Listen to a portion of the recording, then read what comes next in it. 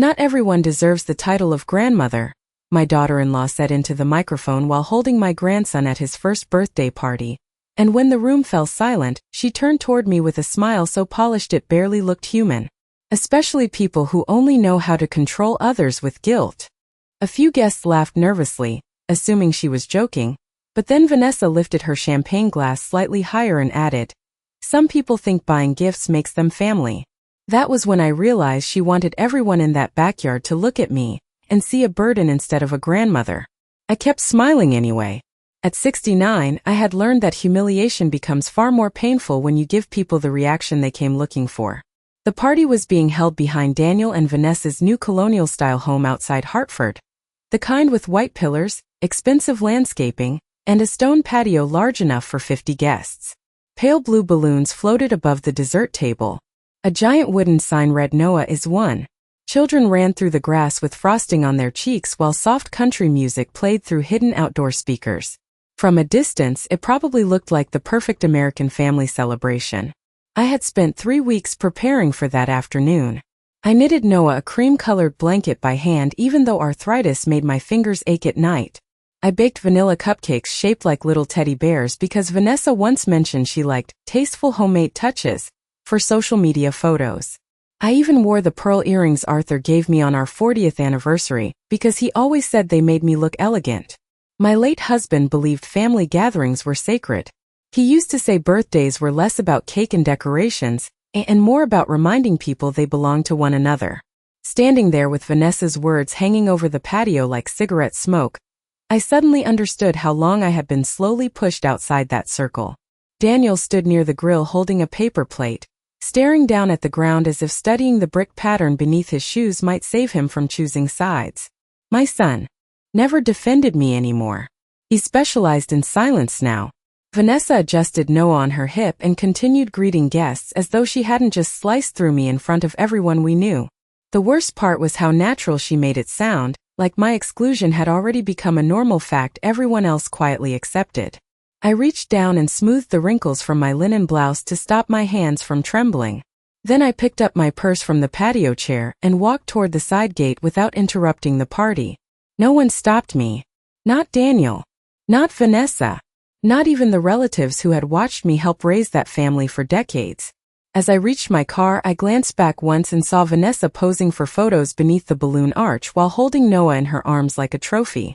And for the first time in my life, I realized I had been grieving long before that birthday party ever began. I drove home with both hands tight around the steering wheel even though there was almost no traffic on the interstate that evening. The sun was beginning to lower behind the trees, turning the sky a pale gold that reminded me of old family photographs left too long near a window. My phone buzzed twice inside my purse during the drive, but I did not look at it. I already knew who it was. Daniel always waited until Vanessa was no longer watching before attempting to soften the damage. By the time I pulled into my driveway, the silence inside the car felt heavier than the humiliation itself. My little white Cape Cod house sat exactly as I had left it that morning, flower pots still lined neatly along the porch steps, wind chimes moving gently in the early evening breeze. Arthur used to joke that the house looked like something from a postcard. After 43 years of marriage, every corner of it still carried traces of him. His gardening gloves remained folded on the shelf near the back door. His favorite coffee mug sat upside down beside the sink because I still could not bring myself to put it away. I unlocked the front door and stepped inside slowly, the quiet wrapping around me like cold water. For a moment, I simply stood there holding my purse against my chest. Then I noticed the large blue gift bag resting beside the staircase. Noah's birthday present. I had forgotten to bring it inside after loading the car that morning. I knelt carefully and pulled out the toy train set Arthur and I had picked together months before he passed away. Real wood. Hand-painted. Expensive enough that I had skipped buying myself a new winter coat last January. Arthur believed heirloom gifts mattered because they carried memory forward after people were gone. I ran my fingers over the tiny engraved brass plate attached to the train station. To Noah, love Grandpa Arthur and Grandma Eleanor. My vision blurred slightly then, but I refused to cry. Crying would have made Vanessa the center of the story, and I was beginning to understand this was never truly about one cruel sentence at a birthday party. It was about removal. Quiet removal. slow enough that no one questioned it. I walked into the kitchen and opened the refrigerator. On the top shelf sat the potato salad I had made for the party at 6 that morning. Vanessa had smiled politely when I arrived and told me there was not enough room on the buffet table for homemade dishes because the caterers had already arranged everything for photographs. I stared at the untouched bowl for several seconds before closing the refrigerator door again. Then I noticed a framed family picture sitting near the window above the sink. Last Thanksgiving. Daniel and Vanessa stood in the center holding Noah while I smiled beside them wearing the same pearl earrings from earlier that day. Except now something felt strange about the photo. I stepped closer. My stomach tightened. The frame was newer than I remembered, and when I looked carefully I realized the image had been cropped. Arthur's shoulder remained partially visible near the edge, but I was gone completely. I slept poorly that night. Every time I closed my eyes I saw Vanessa standing beneath those pale blue balloons with that careful smile on her face. The kind people use when they already know the room belongs to them.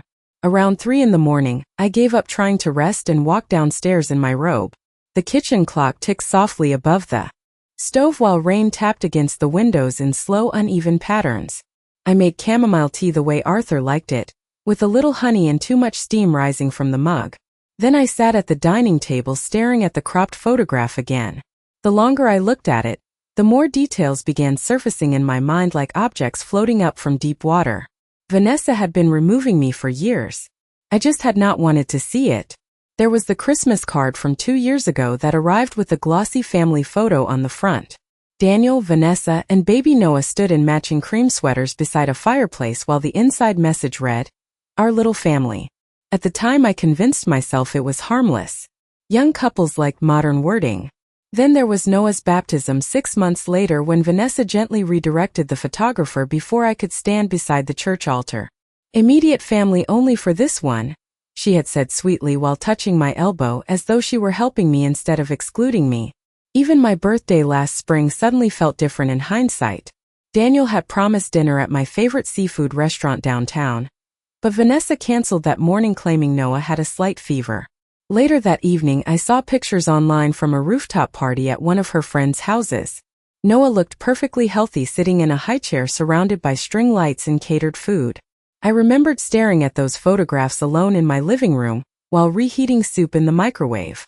At the time, Daniel apologized repeatedly over the phone, but now I realized he always apologized after the damage was already done. Never before. Never during. Always afterward when forgiveness cost everyone less effort. The tea had gone cold before I noticed my phone lighting up again beside the sugar bowl. Daniel. 3 missed calls. 1 voicemail.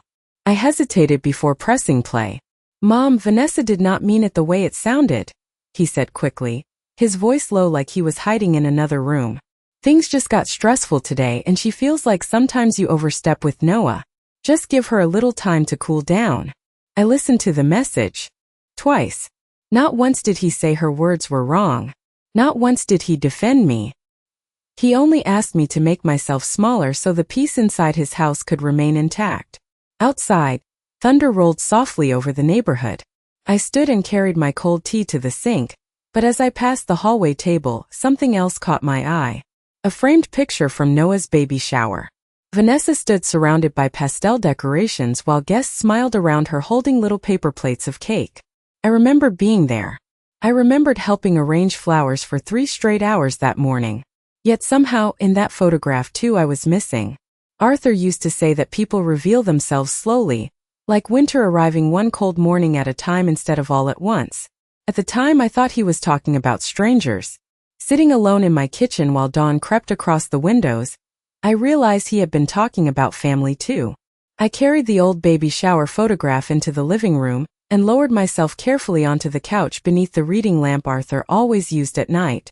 The house smelled faintly like cedarwood and old books. His blanket still rested folded over the armchair beside mine exactly where he left it before the hospital. Sometimes I still caught myself listening for his footsteps in the hallway. I studied the photograph again. Vanessa stood in the center smiling broadly while Daniel leaned beside her with one hand resting protectively on her shoulder.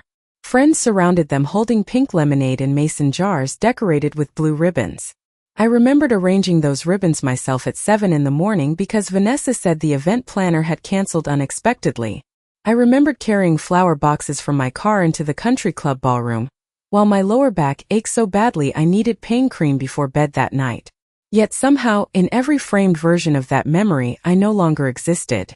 My eyes drifted toward the fireplace mantel where another picture sat near Arthur's old clock radio.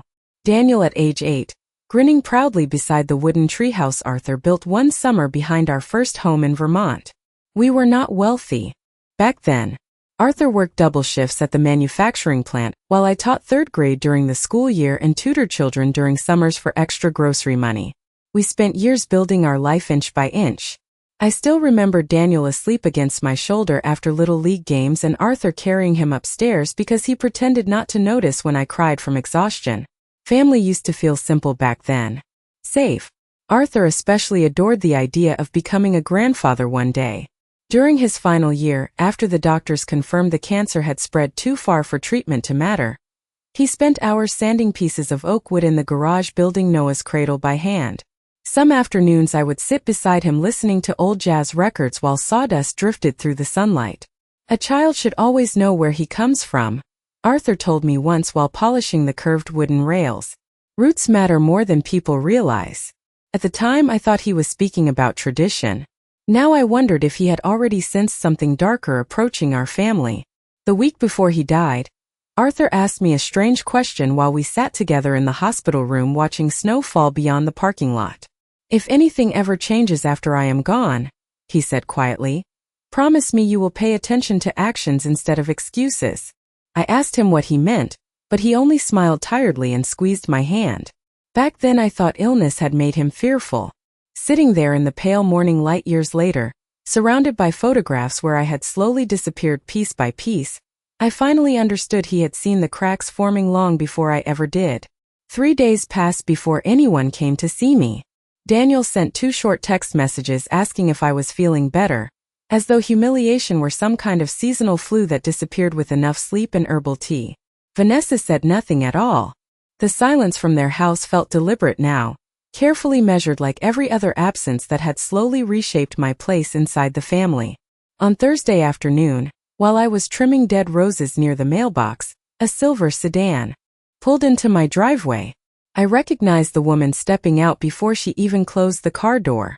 Claire Benson, Noah's former nanny. She had worked for Daniel and Vanessa during Noah's first 6 months before suddenly disappearing from their lives without explanation. Claire looked older than I remembered, thinner too, her blonde hair tied back in a loose ponytail while she carried a paper coffee cup in both hands. Mrs. Whitmore, she said softly as she approached the porch. I hope this is not a bad time. I invited her inside mostly because something in her expression reminded me of a person carrying guilt for too long. We sat at the kitchen table while late afternoon sunlight stretched across the hardwood floor. Claire kept turning the coffee cup slowly between her fingers without drinking from it. Finally she looked up at me with nervous eyes. I saw some photos from Noah's birthday online, she said carefully. I almost called that night, but I was not sure if I should. I folded my hands together and waited. Arthur always believed silence made people reveal more than questions ever could. Claire inhaled slowly. Mrs. Whitmore, I need you to know something. None of this started recently. My chest tightened, though somehow I already knew what was coming. She glanced toward the window before continuing. Vanessa used to talk about you all the time when I worked there. First it sounded harmless. Little complaints about boundaries or parenting opinions. But after a while, Claire hesitated. After a while it felt different. I noticed her hands trembling slightly against the coffee cup. Different how? I asked quietly. Claire lowered her voice even though we were alone in the house. She said Daniel would never fully focus on their family, as long as you stayed emotionally important to him. She called you competition once. The word landed strangely in my ears. Competition. As though motherhood were some game that ended when another woman entered the picture. Claire swallowed hard before continuing.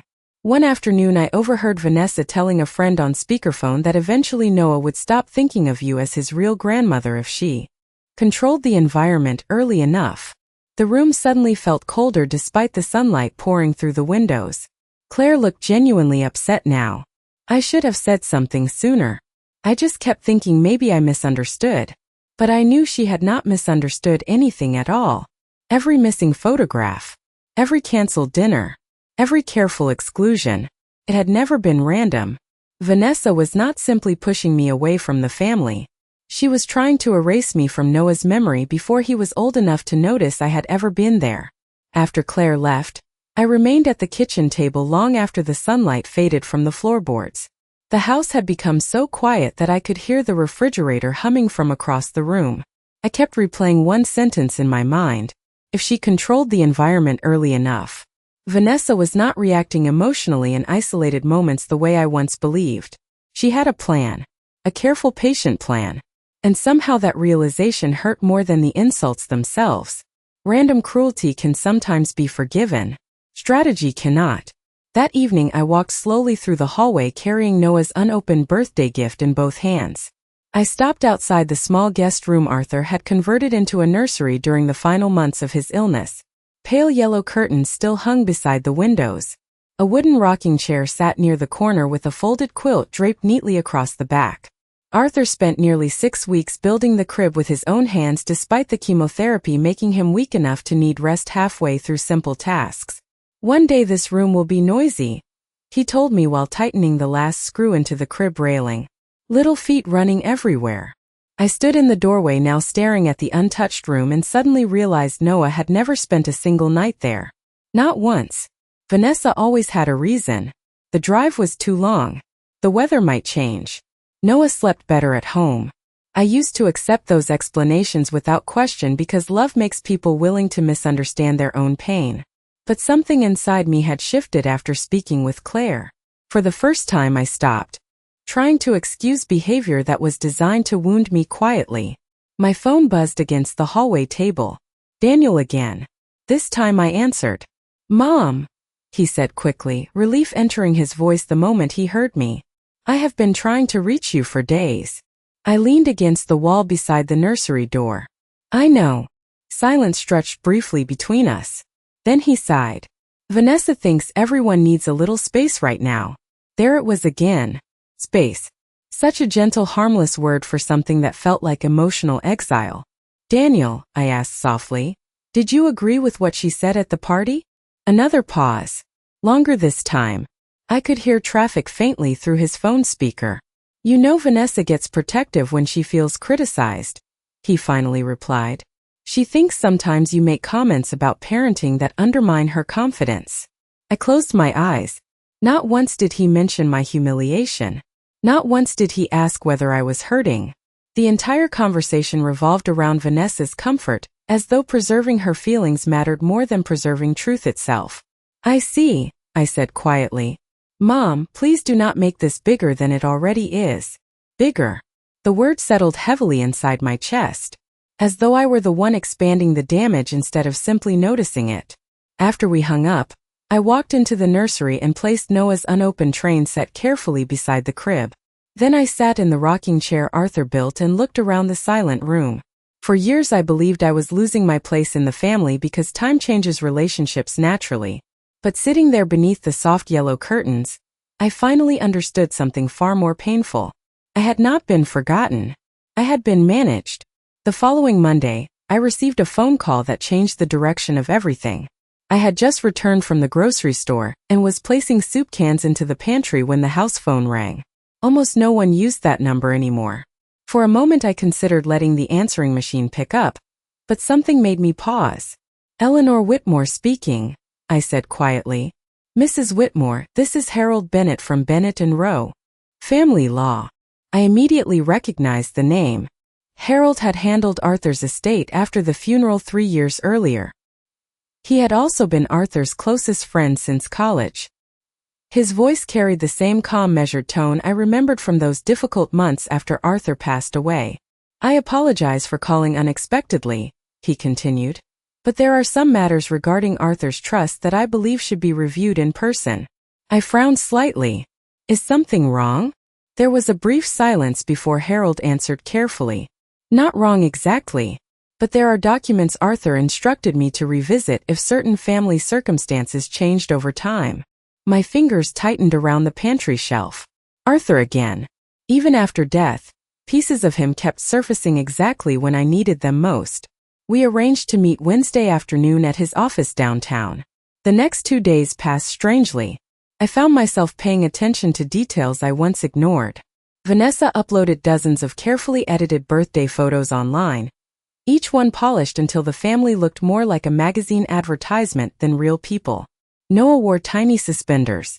Daniel smiled beside the custom balloon arch. Guests held champagne glasses beneath golden string lights while captions described gratitude, love, and beautiful family memories. I noticed something else too. In every photograph from the party, I was absent. Not hidden in the background. Not partially cropped. Completely removed. It was as though I had never attended at all. Wednesday arrived gray and rainy. Harold's office overlooked the Connecticut River from the 4th floor of an old brick building downtown. The waiting room smelled faintly of leather and coffee. Framed black and white photographs of New Haven from the 1960s lined the walls beside shelves filled with heavy legal books. Harold greeted me personally at the door wearing the same wire-rimmed glasses Arthur used to tease him about. "You look tired," he said gently after we sat down inside his office. I gave a small smile. "That makes 2 of us." He studied me quietly for a moment before sliding a thick cream-colored folder across the desk. "Arthur. Whitmore Family Legacy Trust." My stomach tightened immediately. Harold folded his hands together. "Arthur updated the trust 6 months before he passed away. Most of the family believed everything transferred directly to Daniel after your lifetime. That is only partially true." I stared at him without speaking. Harold opened the folder slowly. Arthur included specific conditions involving family conduct, emotional coercion, and intentional isolation from future descendants. The room suddenly felt very still. Rain tapped softly against the office windows while my heartbeat grew louder in my ears. Harold adjusted his glasses before continuing.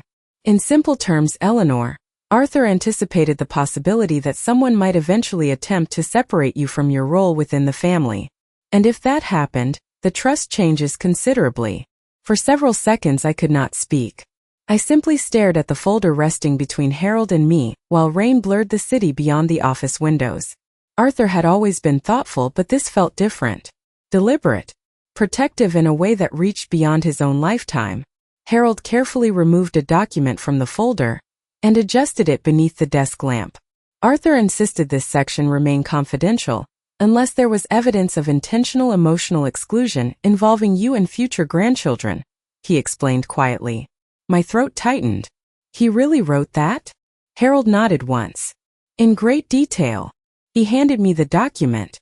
Arthur's signature stretched across the bottom in the same steady handwriting I had watched him use for decades while signing birthday cards and mortgage papers and permission slips for Daniel's school trips. Seeing it again felt like hearing his voice from another room. I began reading slowly.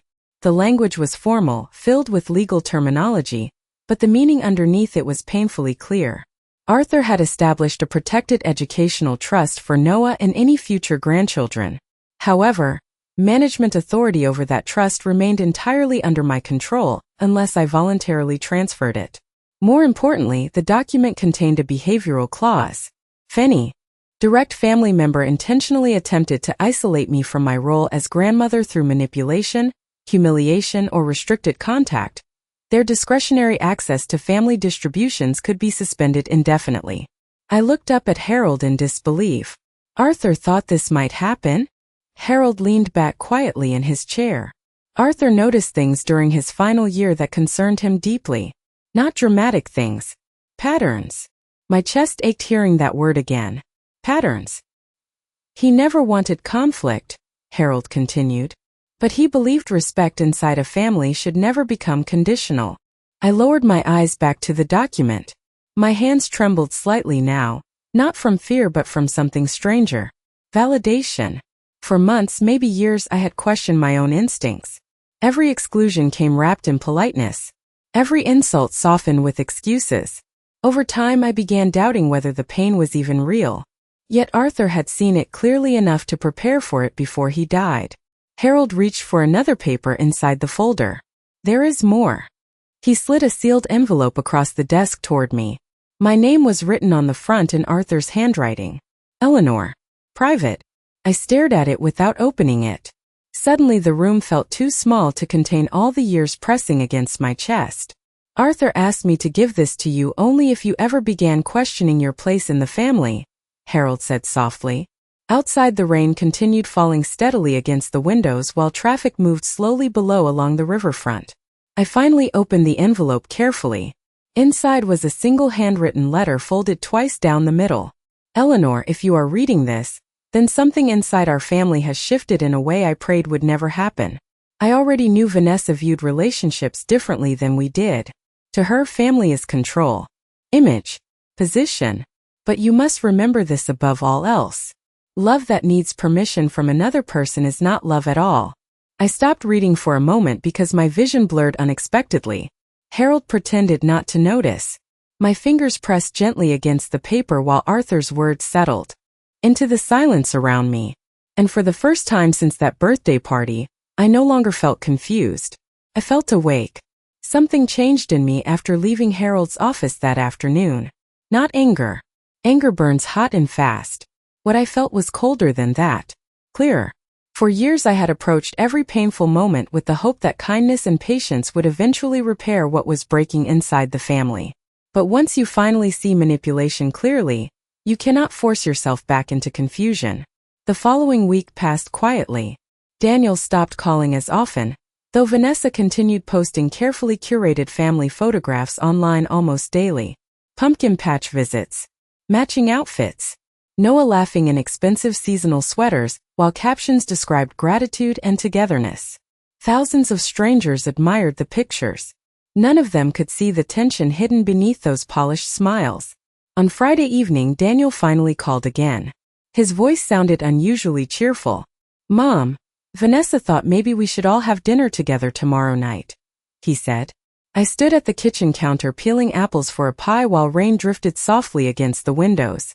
"That is thoughtful," I replied evenly. "We really want to move forward," he continued quickly. "No more misunderstandings." Misunderstandings. Such a convenient word for humiliation. Still, I agreed. Saturday evening arrived cool and windy. I wore a navy blue sweater Arthur always liked because he said the color made my eyes look brighter. At exactly 6:30, Daniel and Vanessa arrived carrying a bakery box and a bottle of wine. Vanessa greeted me with careful warmth, the kind people perform when witnesses might eventually hear about the evening later. "Your house looks beautiful as always," she said while stepping inside. Her smile never quite reached her eyes. Noah sat on Daniel's hip wearing tiny sneakers that lit up whenever he kicked his feet.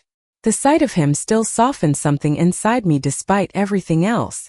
During dinner, Vanessa behaved almost perfectly. She complimented the roast chicken, asked polite questions about my garden, laughed softly whenever Daniel spoke. Watching her was like watching an actress who had memorized every line except the emotional truth beneath them. Halfway through dessert, Daniel cleared his throat awkwardly. I noticed Vanessa glance toward him almost imperceptibly before he spoke. "Mom, there is actually something we wanted to discuss." There it was. I set down my fork quietly. Daniel folded his hands together. "You know, Vanessa and I have been talking about expanding Noah's future investments in college planning." Vanessa leaned forward gently. "We just think it would make sense to simplify certain family financial structures while everyone is healthy and on good terms." Healthy and on good terms. The wording was so carefully chosen it almost impressed me. Daniel reached into his leather briefcase beside the chair and removed a thin folder. "Nothing major," he added quickly. "Just preliminary transfer documents for some oversight adjustments." I looked down at the papers without touching them. Then slowly I lifted my eyes toward Vanessa. She held her wine glass delicately between perfectly manicured fingers, watching me with calm expectation. In that moment I understood something important. They had no idea what Arthur actually left behind. To them, I was simply an aging widow standing between them and complete control of the family legacy. Vanessa smiled softly across the candlelight. "We just want everything organized properly for Noah's future." I returned her smile for the first time in weeks. "Tell me something first," I said quietly. "Did either of you ever stop to wonder why Arthur trusted me with everything instead of you?" The dining room became so quiet after my question that even the grandfather clock near the staircase sounded unusually loud. Tick, tick, tick. Daniel shifted uncomfortably in his chair while Vanessa's smile tightened almost invisibly around the edges. She recovered first, of course.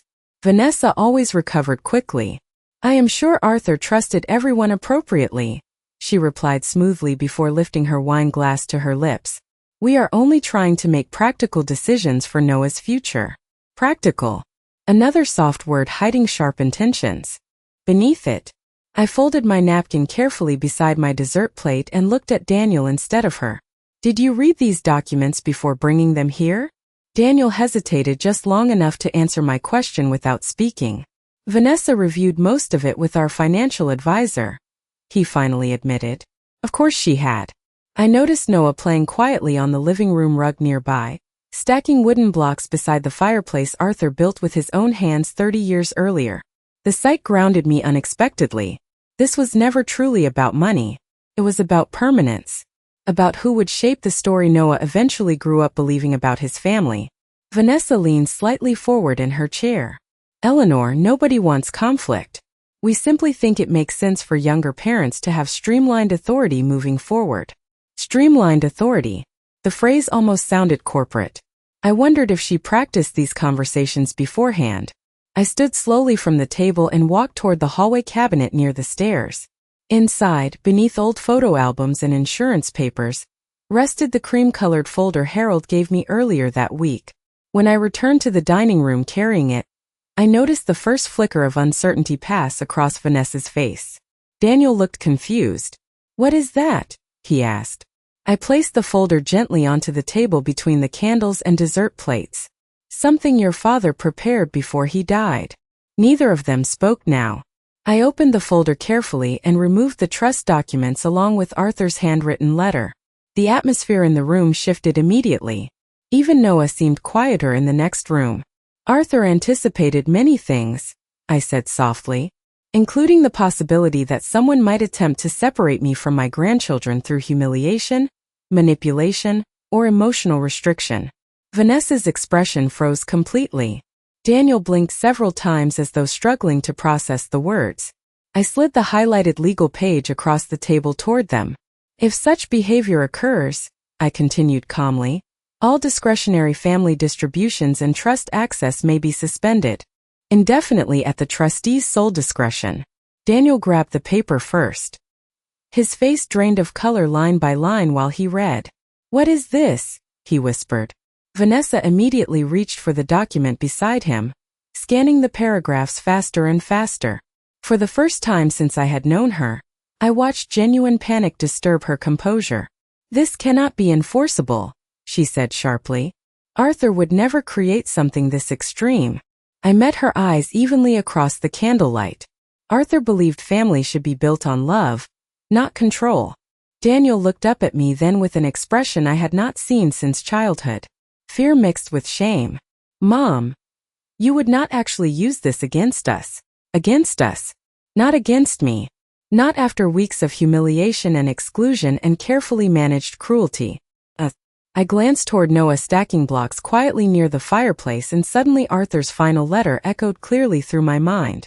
Love that needs permission from another person is not love at all. I folded my hands together and spoke more calmly than I had ever felt in my entire life. That depends entirely on what happens next. Daniel and Vanessa left less than 20 minutes later. The untouched cheesecake still sat in the center of the dining table beside half-empty wine glasses and folded linen napkins. No one had the appetite to continue pretending the evening was normal. Vanessa barely spoke while gathering Noah's diaper bag from the hallway chair. Her movements had changed completely. Gone was the polished confidence she carried into my house earlier that night. She moved quickly now, sharply, as though every second inside those walls made her uncomfortable. Daniel lingered near the doorway after Vanessa stepped outside with Noah. He looked exhausted in a way that had nothing to do with work or lack of sleep. Mom, he said quietly while rubbing his forehead. Why would Dad do something like this without telling me? I looked at my son for a long moment before answering. Your father did tell you things, Daniel. You just stopped listening years ago. The words landed harder than I intended, But they were true. Daniel lowered his eyes. Immediately. For the first time in months, perhaps years, I saw genuine conflict moving across his face instead of passive avoidance. Vanessa is scared, he admitted softly. She thinks you hate her now. Hate. Such a dramatic word for someone who spent years quietly dismantling another person's place inside a family. I do not hate your wife, I replied calmly. But I finally see her clearly. Daniel nodded once without arguing. Then he stepped outside into the cold October air and closed the front door behind him.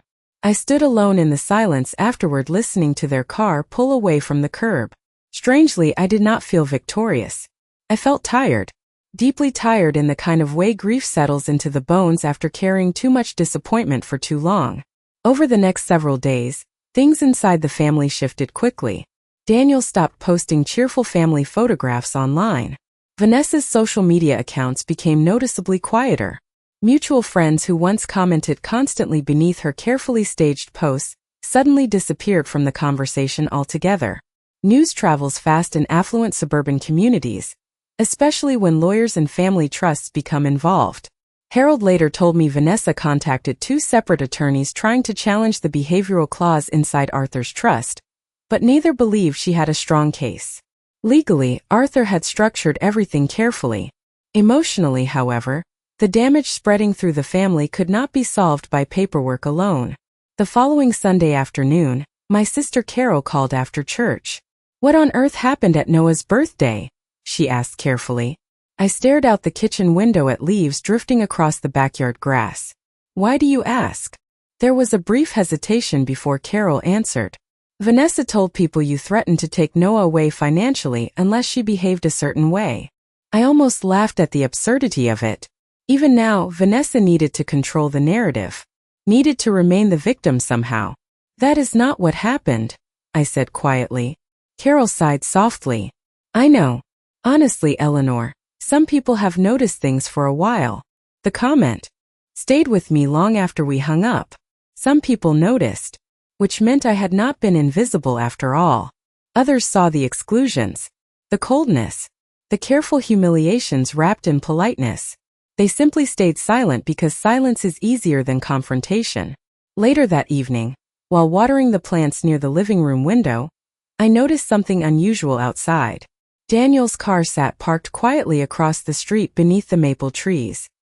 He remained there for almost 20 minutes without coming to the door. Just sitting alone behind the steering wheel, staring toward the house where he grew up. And somehow that sight hurt me more than all of Vanessa's cruelty combined. Winter arrived slowly after that. The maple trees outside my house lost their leaves one branch at a time until the neighborhood looked pale and stripped bare beneath the gray Connecticut sky. Life settled into a quieter rhythm than before. Daniel called more often now, though our conversations remained cautious at first, like 2 people learning how to walk across thin ice without cracking what remained underneath them. Vanessa never apologized directly. Somehow I knew she never would. But the sharpness disappeared from her voice whenever we spoke, replaced by something more careful. Respect built from fear is not ideal, but sometimes it is the only thing that interrupts cruelty long enough for truth to breathe again. By December, Daniel began bringing Noah to visit alone on Sunday afternoons. The first time I opened the front door and saw my grandson standing there bundled in a tiny red winter coat, something inside my chest loosened for the first time in months. "Say hi to Grandma," Daniel said gently while setting Noah down near the entryway. Noah looked up at me with wide blue eyes so much like Arthur's that my throat tightened instantly. "Gamma," he said proudly before wobbling toward me on unsteady little legs. I knelt carefully despite my aching knees and wrapped my arms around him. Children do not understand family politics. They only understand warmth, presence, familiar voices. We spent that afternoon baking sugar cookies in the kitchen, while snow drifted softly outside the windows. Noah pressed his tiny hands into the dough and laughed every time flour landed on the floor. Daniel watched quietly from the kitchen table, holding a coffee mug between both hands. Several times I caught him looking around the house with an expression filled with memory and regret. Finally, after Noah fell asleep against my shoulder during an old Christmas movie, Daniel spoke softly into the silence. "I should have stopped it sooner. I looked down at my grandson sleeping peacefully against my sweater before answering. Yes, I said honestly. Daniel lowered his eyes immediately. I kept telling myself avoiding conflict was protecting the family. His voice sounded smaller somehow, older. But I think I was only protecting myself. Outside, snow continued falling steadily across the backyard Arthur once filled with summer gardens and baseball games and wooden treehouses. I thought about all the years I spent trying to earn my place inside a family I had already built with my own hands. How easily women like Vanessa mistake gentleness for weakness. How quickly silence can become permission when good people stop speaking uncomfortable truths. A few weeks later, just before Christmas, I finally reopened the nursery upstairs. I washed the yellow curtains, dusted the shelves, placed Arthur's handmade cradle near the window where morning sunlight touched the wood. Noah still had not slept there overnight yet, but this time the room no longer felt abandoned. It felt patient. On Christmas Eve, Daniel arrived carrying gifts while Vanessa followed quietly behind him holding Noah's hand. For a moment we all stood awkwardly inside the doorway beneath the soft glow of the porch light. Then Noah smiled when he saw me and reached both arms into the air. "Grandma!" he shouted happily. The word echoed through the hallway warm and uncomplicated. Vanessa looked down at him silently while snow melted along the shoulders of her dark wool coat. And in that moment I finally understood something Arthur knew long before I did. Titles given by love survive much longer than titles controlled by pride.